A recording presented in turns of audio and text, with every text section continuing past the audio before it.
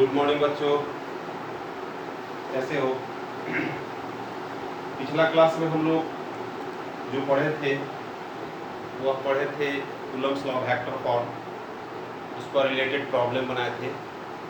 उसमें आपको कुछ रिजोल्यूशन पर प्रॉब्लम था, इसमें एक आध दो में बताया था, कुछ होमवर्क भी दिया था। अब इसके बाद हम लोग पढ़ेंगे डेंसिटी ऑफ चार्ज।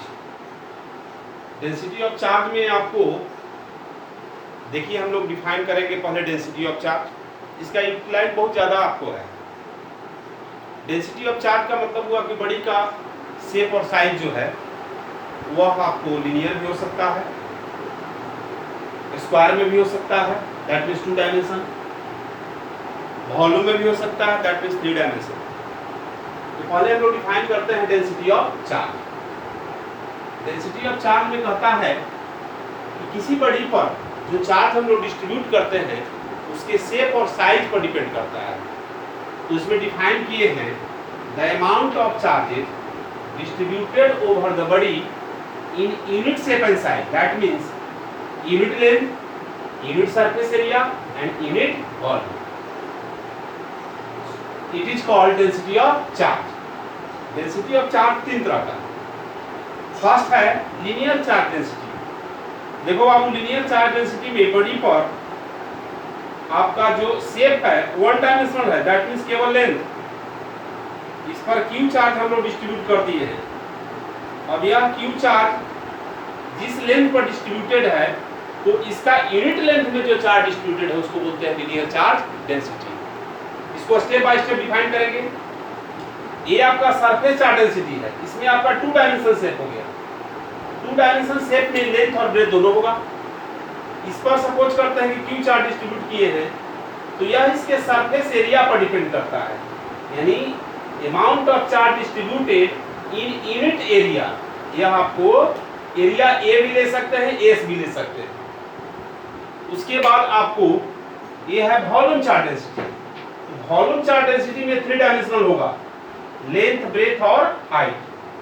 सपोज करते हैं कि यह हम लोग एक क्यूब लिए हैं, इसका लेंथ, ब्रेथ और हाइट दिया हुआ है, अमाउंट ऑफ चार्ज हम लोग डिस्ट्रीब्यूट कर रहे हैं। सपोज करते हैं क्यू चार्ज डिस्ट्रीब्यूट कर दिए, तो क्यू चार्ज डिस्ट्रीब्यूट किए, यह पूरे आपका वॉल्यूम पर डिस्ट्रीब्यूट किए थे। यूनिट वॉल्यूम में भी is the volume, unit volume में जो चार्ज डिस्ट्रीब्यूट किए हैं इसको बोलते हैं वॉल्यूम चार्ज डेंसिटी।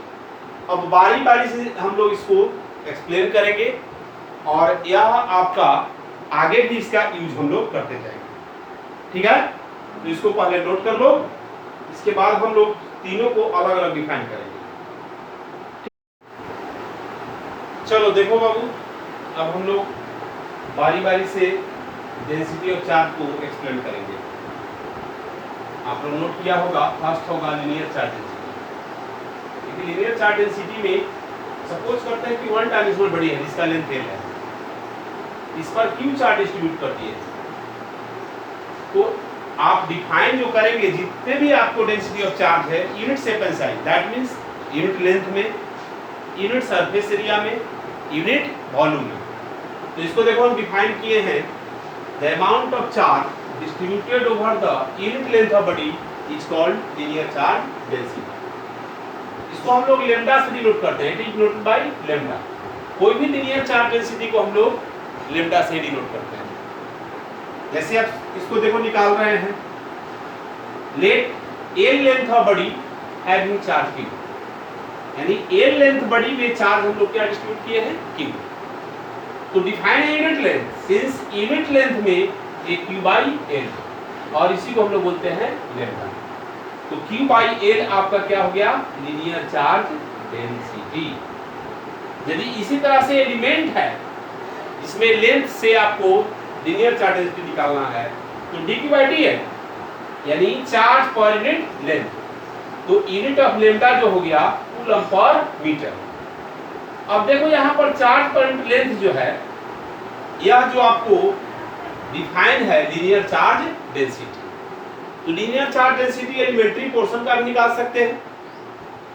और इसको पहले नोट कर लो, तब इसके बाद हम लोग डिफाइन करेंगे सरफेस चार्ज डेंसिटी। इसके बाद हम लोग न्यूमेरिकल भी इस पर आज खत्म करेंगे।